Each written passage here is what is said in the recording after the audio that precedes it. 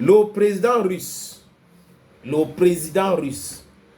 Vladimir Poutine, il a infligé comme ça, les amis, une humiliation à nul autre pareil.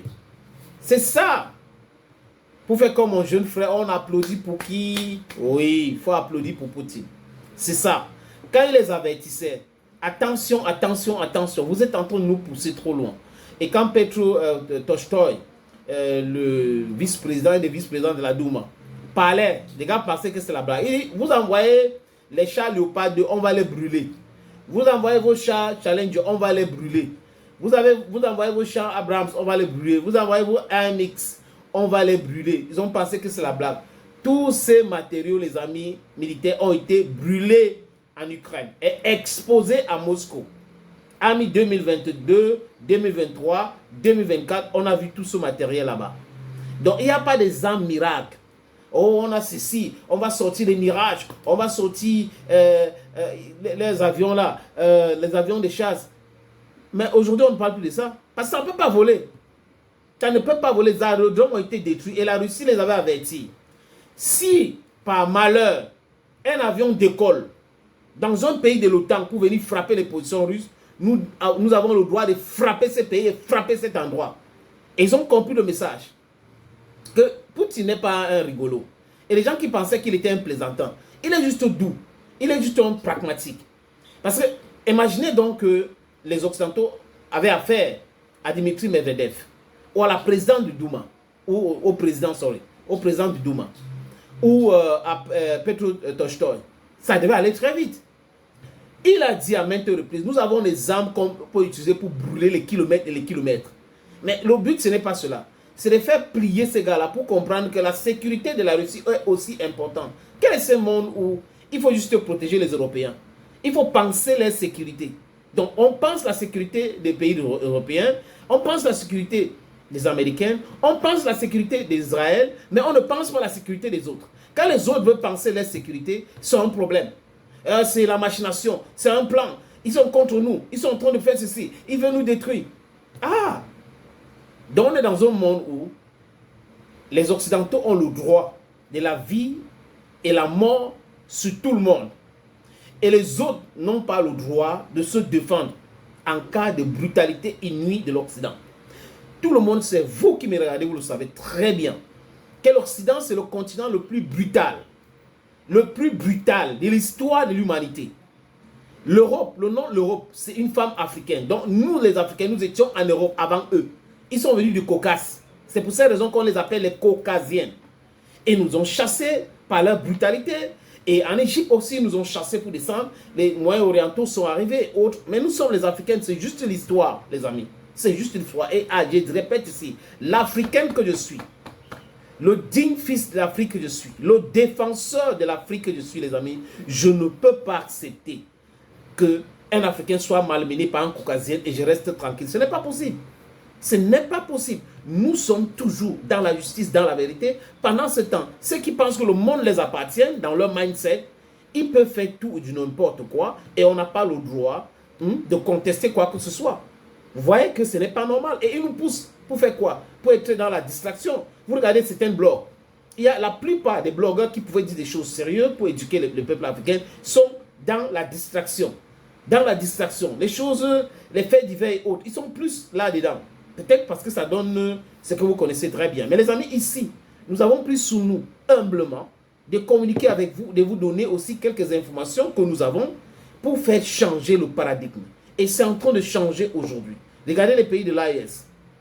Regardez l'Afrique. J'étais dans le pays centrafricain. J'ai visité le Kenya. Et quand je discute avec des jeunes là-bas, tu vois, le mindset est totalement différent. C'est totalement différent aujourd'hui. Ça a beaucoup évolué pour la défense des intérêts de l'Afrique. Donc, quand je vous dis ici, dans le titre là, que quand je vous annonce tout à l'heure que Poutine a infligé une humiliation à Joe Biden et l'OTAN, je vais aller doucement. Joe Biden qui sait que l'Ukraine a déjà perdu la guerre et il veut créer une situation qui sera difficile à gérer pour Donald Trump. Autoriser l'Ukraine à tirer les missiles AKTMS et Storm Shadow britannique aussi, parce que les Britanniques et les Français ont autorisé, pour créer cette escalade voulue là, pour que Donald Trump change d'avis. Voilà ce qui les anime. Mais seulement ils ont oublié que que la Russie avait déjà dit qu'ils ont du répondant. Ils ont le Su-400, 500, qui sont les meilleurs systèmes de défense antiaérienne au monde. Au monde. Donc, ils ont détruit tous ces missiles-là. Et ils ont envoyé un missile balistique, des coups de portée. Mais les gars, quand Vladimir Poutine avait tiré ça, c'est un missile intercontinental, il ne fallait pas utiliser ça, ce n'est pas du tout bien. Il a tiré un missile qui allait en espace et tout ça, et c'est tombé.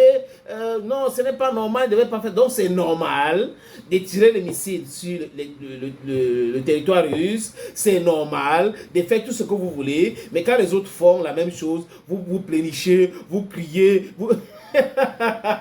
les plaisantins. Vous êtes les plaisantins. Je vous le dis encore. Vous êtes les plaisantins. Oui, oui, oui. Vous plaisantez mal. Très, très mal. Vous avez arrêté le caillou et l'oiseau de Dieu a vu. Vous avez dit que vous avez passé votre temps à rigoler avec des gens. Mais vous êtes tombé sur un mauvais garçon. Vous êtes tombé sur un morceau gros comme ça. Difficile à croquer. Je dis difficile à croquer. L'information que j'ai eue, c'est quoi les amis? C'est que 30 minutes avant le lancement de ces missiles, les Russes ont informé les Américains. C'est la raison pour laquelle les Américains avaient fermé les ambassades et que les pays occidentaux aussi avaient fermé les ambassades. Donc, les États-Unis ont eu seulement le temps d'appeler. Vous voyez un peu les amis, appeler Kiev pour dire on va tirer. Ils vont tirer les missiles. Et là, pour faire cela, les Ukrainiens, comme ils avaient peur, ils ont fermé leur assemblée générale, dont les activités de l'assemblée générale ukrainienne avaient été stoppées. Il y avait aussi... ce qu'ils appellent quoi, les activités en Ukraine stoppées aussi parce qu'ils avaient tellement peur, tellement peur les amis. Il y avait aussi que certains dirigeants ukrainiens se cachaient dans le bunker. Et à Kiev, les gens étaient dans le métro et autres parce qu'ils avaient tellement peur, ils ne savaient pas que c'est à Kiev où la Russie devrait frapper. Et là, le missile est arrivé, donc 30 minutes avant, on les a informés. Et la Russie a dit que ce missile qu'ils sont en train de tirer, ça part à la vitesse de 30 km, non, 3000 km. 3000 km par seconde. Et donc les Russes ils ont dit aux Américains que c'est un missile inarrêtable.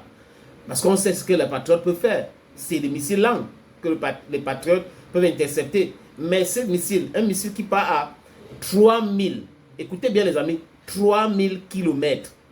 3000 km par seconde.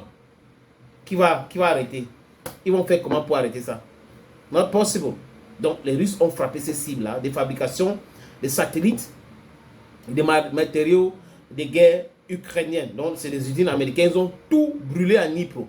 Tout brûlé. Donc il faut recommencer à zéro. Vous voyez un peu? Il faut que ces gars recommencent à zéro. Donc voilà comment la Russie et Vladimir Poutine ont humilié Joe Biden et les pays de l'OTAN.